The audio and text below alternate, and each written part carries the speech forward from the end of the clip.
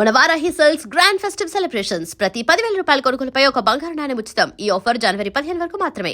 మీరు ఇక్కడికి వచ్చాక ఈ ఫీల్డ్లో వస్తూ ఉన్నప్పుడు కానీ ఇక్కడే ఉంటున్నప్పుడు కానీ ఏదైనా స్ట్రగుల్ ఏ పీరియడ్లో అయినా ఎక్కువ స్ట్రగుల్ అలా అంటే వెనక్కి తిరిగి చూస్తే అది ఎప్పుడు గుర్తొచ్చేది అలాంటిది? అదే స్టార్టింగ్లో నేను ఇంక ఇంట్రెస్ట్ వచ్చాక మధ్యలో అక్కడికి బ్రేక్ తీసుకున్నాను. జబర్దస్త్ ఎడిటింగ్లో ఉండట్లేదని బ్రేక్ తీసుకున్న తర్వాత సినిమాలో ట్రై చేద్దాం అప్పుడు స్టార్ట్ చేసి ఒకసారి ఒక ఆఫీస్కి వెళ్తే ఒక 3,000 నా దగ్గర మనీ తీసుకున్నారు. మీరు ఓకే అండి రేపు ఉదయాన్నే రండి అన్నారు. రేపు ఉదయం వెళ్ళేసరికి అసలు ఆఫీసే లేదు అక్కడ. అలాంటివి కూడా ఇచ్చాను నేను. ఒక 3,000 మనీ కావాలంటే ఏదైనా ఇవ్వాలేమో నాకు తెలియదు కదా ఈ ఫీల్డ్ ఇవ్వాలేమో ఇట్లా మనం రేపు షూటింగ్ చేయాలంటే అని నేను ఒక 3,000 మనీ ఇచ్చి ఉదయాన్నే వెళ్ళేసరికి అసలు ఆఫీస్లో ఎవరూ లేరు, అది లాకేసి ఉంది, మళ్ళీ ఫోన్ చేస్తే లిఫ్ట్ చేయలేదు. ఇలా కూడా జరుగుతాయి అనేది ఒకటి తెలిసింది. ఇంకెవరికి ఇవ్వకూడదు అనేది ఫస్ట్ ఎక్స్పీరియన్స్. సినిమా ఫీల్డ్ ఎవరైనా డబ్బులు అడిగితే ఇవ్వకూడదు అనేది ఒక ఫస్ట్ ఎక్స్పీరియన్స్. నెక్స్ట్ అంటే ఫేస్బుక్లో ఎవరైనా ఫోటోలు పెడతారు కదా, ఒక కళ్యాణ్ రామ్తో దిగిన ఫోటో, సునీల్ గారితో ఎవరితో దిగిన ఫోటోలు నేను కొన్ని చూసి ఒక అతని ఇతను ఎవరో మంచి ఫీల్డ్లో పరిచయం ఉన్న వ్యక్తి అని చెప్పి ఫోన్ చేశాను. అతనికి ఫోన్ చేస్తే బ్రదర్ ఇట్లా నాకు ఏదైనా ఫీల్డ్లో ఏదైనా చూడవంటే నేను సునీల్ దగ్గర జాయిన్ చేస్తా, ముందు నా సెల్లుకి ఒక 100 రూపాయలు బ్యాలెన్స్ చేయి. సునీల్ దగ్గర జాయిన్ చేయడానికి ఈడి సెల్లుకి నేను 100 రూపాయలు బ్యాలెన్స్ చేయించడానికి అర్థమయ్యేది కాదు. నేను కళ్యాణ్ రామ్ దగ్గరికి పంపిస్తా, నాకు ఒక బిర్యానీ. ఏంట్రా ఇది నువ్వేం చేస్తున్నావు నాకు అర్థం. కొంతమంది ఉంటారండి ఎలా ఉంటుందంటే మన ముందు బిల్డప్ ఇవ్వడానికి హలో ఆ 2 కోట్ల ప్రాజెక్ట్ ఉంది కదా దాన్ని అది ఫస్ట్ అట్లా పక్కన పెట్టండి భయ్య, 2 రూపాయలు కిల్లి తీసుకుంటారా, వీడికి 2 రూపాయలు లేవు జేబులు, 2 కోట్ల ప్రాజెక్ట్ గురించి డీల్ చేస్తుంటాడు. అంటే మన ముందు బిల్డప్ మనం ఏదో అది ఇస్తా అని అట్లా. ఇప్పటికీ అలాంటి నమ్మే వాళ్ళు ఉన్నారా అండి? ఇప్పటికీ ఉన్నారండి. కొత్తగా వచ్చిన వాళ్ళు ఖచ్చితంగా నమ్ముతారండి. ఎందుకంటే నాకు ఎక్స్పీరియన్స్ కాబట్టి చెప్తున్నాను. ఈ ఫీల్డ్కి రావాలనుకునే వాళ్ళకి ప్రతిదీ వాడు ఎవరితో ఫోటో చూసినా కూడా వీడికి వాళ్ళు తెలిసేమనుకుంటాడు. జూనియర్ ఎన్టీఆర్ పక్కన చిరంజీవి గారి పక్కన ఫోటో దిగితే చిరంజీవి గారి క్లోజా నువ్వు అంత క్లోజా అనే ఫీల్డ్లో ఉంటారు. ఈ ఫీల్డ్కి వచ్చేవాళ్ళు వాళ్ళకి తెలియదు అది ఏదో సరదాగా ఈడు అట్లా వెళ్ళి ఫోటో దిగినోడే అని తెలియదు. ఇట్లాంటివన్నీ నమ్ముతుంటారు ఈ ఫీల్డ్లో ఎక్కువ. అలా జరిగేవి.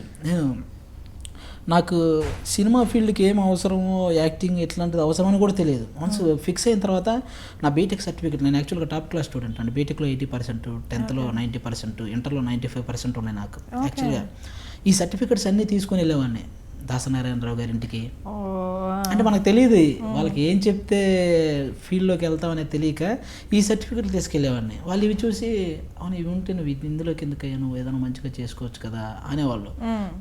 మరి ఇవి ఎందుకు, అది అగెన్స్ట్గానే అయ్యేది. ఇవి తీసుకొని నేను అట్లా మోహన్ బాబు గారి ఇంటికి, ఫిల్మ్ నగర్లో దగ్గర ఇళ్ళన్నీ అన్నిటికీ వెళ్ళేవాను అనమాట. అసలు వాళ్ళ ఇంటికి ఎందుకు వెళ్ళాలో కూడా తెలియదు. వాళ్ళ ఇంటికి వెళ్తే ఏమొస్తుంది మనకి అవన్నీ ఇప్పుడు తెలుస్తాయి అనమాట. అప్పట్లో వెళ్ళేవాడిని. ఇలా అంటే ఒకసారి ఫిక్స్ అయ్యాక ఇందులోకి వెళ్ళాలని ఫిక్స్ అయిన తర్వాత, జాబ్ క్విట్ చేసిన తర్వాత ఇలాంటివన్నీ జరిగాయి. అవన్నీ గుర్తు చేసుకుంటే ఇప్పుడు సరదాగా నవ్వు వస్తాయి, అప్పుడు బాధ అనిపించాయి. మీరు కొంచెం ఇంకా సక్సెస్ఫుల్ అయ్యాక మీరు కెరీర్ అంటే ఒకటి సెట్ చేసుకున్న తర్వాత మీ చుట్టుపక్కల వాళ్ళు ఉంటారు కదా, మీ ఊర్లో వాళ్ళు కానీ ఎవరైనా ఇంట్రెస్ట్ ఉన్న వాళ్ళు మీ దగ్గరికి వచ్చి అడుగుతుంటారా అన్న నాకు పక్క అడుగుతారండి. అంటే కొంతమందికి ఉంటుంది, ఎక్కువ అందరికీ ఇంట్రెస్ట్ ఉండదు. ఎక్కడో రేర్గా కొంతమందికి ఉంటుంది. వాళ్ళకు కూడా నేను అదే చెప్తాను, బ్రదర్ నీ దగ్గర నిజంగా ఇంట్రెస్ట్ ఉంటే, ఆ టాలెంట్ ఉంటే ఫస్ట్ మనంతటా మనం ఎవరిని పెట్టడానికి లేదండి. ఇక్కడ కూడా ఒకప్పుడు సరదాగా నిలబెట్టడం ఉండేవి, కానీ ఇప్పుడున్న సిచ్యువేషన్లో జబర్దస్త్లో డైరెక్షన్ డిపార్ట్మెంట్ ఫస్ట్ సెలెక్ట్ చేస్తున్నారన్న. వాళ్ళు ఆడిషన్ చేసి ఇతని దగ్గర నిజంగా వర్త్ ఉంటే వాళ్ళని డిస్ట్రిబ్యూట్ చేస్తున్నారు అన్ని టీములకి, ఎవరికి అవసరం ఉంటుందో వాళ్ళకి. నా టీంలోకి అలా వచ్చిన వాళ్ళే ఒక 3 దొరబాబు, మోహన్ అని ఒక 2 ఇట్లా ఒక 3 అలా వచ్చిన వాళ్ళే, అలా టాలెంట్ చూసి తీసుకున్న వాళ్ళే. కాబట్టి ఇప్పుడు ఒక 7 నా దాంట్లో ఫిక్స్ అయి ఉన్నారు. ఇంకెవరైనా పొరపాటున వీళ్ళు ఎవరైనా వేరే చోటకి వెళ్ళిపోతే ఇంకొకరు అట్లా టాలెంటెడ్ పర్సన్ ఒక్కొక్కరిని తీసుకోవడమే ఉంటుంది. మనం ఒకేసారి ఎక్కువ మందిని తీసుకోలేం కాబట్టి. అండ్ ఈ మూవీ డైరెక్టర్ ప్రజిత్, అవునండి. సో ఆయన మీకు ఏ కైండ్ ఆఫ్ ఇన్పుట్స్ ఇచ్చారు? అండ్ ఇది యాక్చువల్గా మలయాళం డైరెక్టర్ అండి అతను. మలయాళంలో వరువడక్కన్ సెల్ఫీ అని ఈ ఒరిజినల్ ఫిల్మ్ అక్కడ ఆయనే తీశారు. మళ్ళీ మనకు ఆ ఫీల్ పోకూడదని చెప్పి ఆయనే పెట్టడం జరిగింది ఇక్కడ కూడా. యాక్చువల్గా తెలుగు లాంగ్వేజ్ రాదు కాబట్టి మాకు మధ్యలో మడతకాజ డైరెక్టర్ సీతారామరాజు గారు ఉన్నారు కదా, మడతకాజ సినిమా తీసిన ఆయన కూడా ఈ సినిమాకి వర్క్ చేశారండి. ఆయన మెయిన్ అసెట్. యాక్చువల్గా ఈ సినిమాకి ఆల్మోస్ట్ అందరికీ దగ్గరుండే ఆయనే తెలుగు ఈ లాంగ్వేజ్ ప్రాబ్లం రాకుండా మొత్తం సీన్ ఎక్స్ప్లెయిన్ చేసేవాళ్ళు అనమాట. మేము అనుకున్నది డైరెక్టర్ గారికి చెప్పేవాడు, డైరెక్టర్ గారు అనుకున్నది మాకు చెప్పేవారు అనమాట. మధ్యలో ఆయన ఇలా లాంగ్వేజ్ ప్రాబ్లం కూడా లేకుండా టోటల్గా అంతే. ఆయన అక్కడ మంచి హిట్ అండి యాక్చువల్గా రోడక్కన్ సినిమా. యా నేను విన్నాను.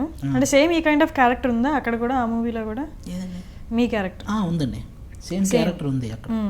కాకపోతే వాళ్ళ నేటివిటీ ఆ టైమింగ్ వేరు కాబట్టి మన తెలుగు నేటివిటీకి తగ్గట్టు ఆ పంచులు చిన్న చిన్న మార్పులు చేసి మనం కొత్తగా యాడ్ చేసి అవన్నీ పెట్టడం జరిగింది అనమాట. అవి కూడా ఆయనకి చెప్పి ఆయన యాక్సెప్ట్ చేస్తేనే పెట్టాం డైరెక్టర్ గారు, ఎక్కడ ఆయన ఫీల్ అవ్వకుండా. మళ్ళీ ఆయన ఏమైనా ఇన్పుట్స్ ఇచ్చారా మీ క్యారెక్టర్ గురించి ఇలా ఉండాలని? పక్క చెప్పాడు అక్కడ, ఇది మంచి క్యారెక్టరు, చాలా పేరు వచ్చింది అతనికి, ఇట్లా ఈ స్టైల్లో మొత్తం చెప్పేసి చెప్తే ఇక్కడ నా స్టైల్కి తగ్గట్టు ఇక్కడ నేను నా ఫార్మాట్ ఏంటని కూడా వీళ్ళు చెప్పి ఆ స్టైల్లో తిరిగించారనమాట. ఇప్పుడు మూవీకి మీ జబర్దస్త్ దానికి యాక్టింగ్కి ఏమైనా డిఫరెన్స్ కనిపించిందా? పక్కన జబర్దస్త్లో ఓన్లీ కామెడీ చేసేవాళ్ళం, ఇక్కడ అన్ని ఎమోషన్స్ చేయాల్సి వచ్చింది.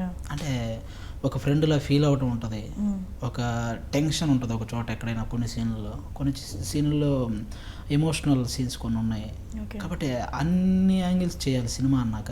జబర్దస్త్ అంటే ఓన్లీ కామెడీ, అక్కడ మనం ఏడిపించాల్సిన అవసరం లేదు ఎవరిని, లేకపోతే కోపడాల్సిన అవసరం లేదు. ఇక్కడ కొన్ని ఎక్స్ట్రా ఎలిమెంట్స్ ఉంటాయి అంతే. కాబట్టి ఆ ఎక్స్పీరియన్స్ మాత్రం దీనికి యూజ్ అయింది. ఓకే. అండ్ నరేష్ గారితో మీ కోఆర్డినేషన్? నరేష్ గారు అంటే ఇంక మా కమెడియన్స్ అందరికి ఆల్మోస్ట్ ఇన్స్పిరేషన్ కాబట్టి, రాజేంద్ర ప్రసాద్ గారు ఒకరు, నరేష్ గారు కామెడీ హీరోల్లో మాకు ఇన్స్పిరేషన్ కాబట్టి, అలాంటి నరేష్ గారితో ఫస్ట్ టైం ఫుల్ లెంగ్త్ చేసే ఆపర్చునిటీ రావటం నాకు చాలా, అది కొంచెం మంచి విషయం. దానికి నేను బాగానే నరేష్ గారితో చేసేటప్పుడు కొంచెం టీవీలో చూసేటప్పుడు నవ్వేవాళ్ళం కదా ఎక్కువ నరేష్ గారిని చూసి. టేక్ చేసేటప్పుడు కూడా నేను డైలాగ్ చెప్పిన ఎక్స్ప్రెషన్ ఇవ్వగా నవ్వేవాడిని ఆటోమేటిక్గా. యాక్చువల్గా అది ఒక టేక్లో అయిపోవాల్సిన సీన్ 10-15 టేకులు పట్టేది ఒక్కోసారి. ఎందుకంటే నేను అనగానే ఆయన ఒక ఎక్స్ప్రెషన్ ఇస్తారని మైండ్లోకి వస్తేనే నవ్వు వస్తుంది. అలా నవ్వేసేవాళ్ళం కొన్ని సీన్లలో, సరదాగా జరిగిపోయేది షూటింగ్. అట్లా టేకులు ఎక్కువ తీసుకోవడం జరిగింది అది నవ్వడం వల్ల. ఓకే. అండ్ మిగతా కాస్ట్ ఎవరు ఉన్నారు? అవసరాల శ్రీనివాస్ గారు ఉన్నారు, ఆయన ట్రైలర్లో చూసారు. అవసరాల శ్రీనివాస్ గారిది కూడా మంచి క్యారెక్టర్, అది మనం రివీల్ చేయకూడదు, అది థియేటర్లో చూడాలి యాక్చువల్గా. ఓకే. ఆయన చాలా మంచి క్యారెక్టర్, సెకండ్ హాఫ్ అంతా ఆయనతో ట్రావెల్ చేస్తాం. ఇంకా సత్యరాజేష్ గారు ఉన్నారు, శివారెడ్డి గారు ఉన్నారు, పెద్ద పెద్ద తులసి గారు క్యారెక్టర్ ఆర్టిస్ట్ చాలామంది ఉన్నారు, తులసి గారు, సుధా గారు. సో పోను అది చూజీగా ఉంటారా స్క్రిప్ట్స్లో సెలెక్ట్ చేసుకోవడంలో, యాక్ట్ చేయడంలో? అంటే అన్లైక్ మీ టీం, మీతో వాళ్ళు ఉన్నారు కదా, అవును, మీ టీం వాళ్ళతో కంపేర్ చేస్తే మీరు కొంచెం చూజీయా? అంటే హడావిడిగా ఏది పడితే అది చేసే? అవునండి, పక్క క్యారెక్టర్ల విషయంలో అయితే చూజీగానే ఉండాలి పక్క. ఎందుకంటే ప్రజెంట్ అన్ని క్యారెక్టర్లు చేయలేము మనం కూడా, కొన్ని కథాపరంగా కానీ మన ఇంపార్టెన్స్ ఎంత ఉందనేది చూసుకునే చేయాలని అనుకుంటున్నాను. ఓకే. అంటే స్టార్టింగ్లో వచ్చిన ఆదికి ఇప్పటికీ తేడా ఏంటంటే అప్పుడు ఒక దాంట్లో కనిపిస్తే చాలు అనుకొని తర్వాత నుంచి ఇప్పుడు ఇంపార్టెన్స్ ఉండాలి అన్న. ఓకే. ఎందుకు వచ్చింది ఈ కైండ్ ఆఫ్ రియలైజేషన్? అంటే మీ పక్కన వాళ్ళని చూసి వాళ్ళు ఏదో ఒక క్యారెక్టర్ చేసి తర్వాత ఇబ్బంది పడి క్యారెక్టర్ రావడానికి? అట్లానే కదా, మనం ఇదే ఫీల్డ్లో ఉండాలని ఫిక్స్ అయినప్పుడు ఖచ్చితంగా ఇంపార్టెన్స్ ఉన్న క్యారెక్టర్లు చేస్తేనే ఉండగలుగుతాం. ఓకే. ఏది పడితే అది చేస్తే మళ్ళీ బ్యాక్ టు అందుకే జాగ్రత్తగా చూజ్ చేసుకోవాలని అనుకుంటున్నాను. అండ్ ఈ మ్యూజిక్ కూడా చాలా బాగుంది, ట్రైలర్లో చూపించింది కానీ బీజిఎం కానీ బాగా. అందరు చిన్నపిల్లలు కూడా చాలా మంది ఆహా అంటున్నారు. యాక్చువల్లీ అది బాగా ఎక్కింది. ఆమె ఆ పాట నోట్లోనే వేలు పెడితే అనే సాంగ్ కూడా ఒక లేడీ పాడింది. ఒక హీరో ఇంట్రొడక్షన్కి బ్యాక్గ్రౌండ్ లేడీ పాడటం ఫస్ట్ టైం యాక్చువల్గా మేల్ క్యారెక్టర్లు ఎవరో పాడుతుంటారు హీరో ఇంట్రొడక్షన్ అంటే, ఒక లేడీ బ్యాక్గ్రౌండ్ వాయిస్తో హీరో సాంగ్ అది.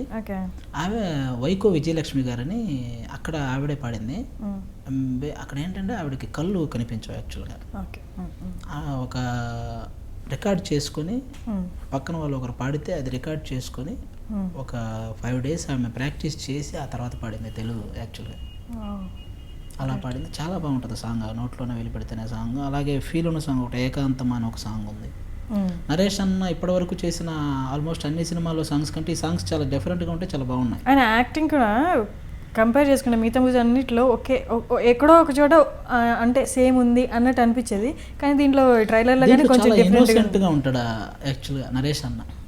ఇన్నోసెన్స్ అంటే నేను చెప్పింది నమ్మేస్తాడు, అవతల పక్క ఒకటి చెప్పింది దానికి కన్ఫ్యూజ్ అవుతుంటాడు. ఈ చిన్న ఇన్నోసెన్స్తో కూడిన ఎమోషన్ టచ్ ఉంటుంది అనమాట. ఓకే. మీకు ఆయనకి కొంచెం సెంటిమెంట్ సీన్స్ ఉంటాయా ఇందులో? సెకండ్ హాఫ్లో సెంటిమెంట్తో పాటు కలిసిన కామెడీ ఉంటుందండి. సెంటిమెంట్ ఎక్కువ ట్రావెల్ అవుతూ మధ్య మధ్యలో అక్కడక్కడ మన పంచెస్ పడుతుంటాయి. నైస్. మీ నెక్స్ట్ ప్రాజెక్ట్స్ ఇందాకేదో చెప్పారు ఆల్రెడీ, ఇంకొక ఆటగదరా శివ అని మన ఆ నలుగురు సినిమా. ఆటగదరా శివ సినిమా పేరు. ఆ నలుగురు డైరెక్టర్ ఓకే ఓకే చంద్ర సిద్ధార్థ్ గారు, మా లింగా ప్రొడ్యూసర్ రాక్లేని వెంకటేష్ గారు.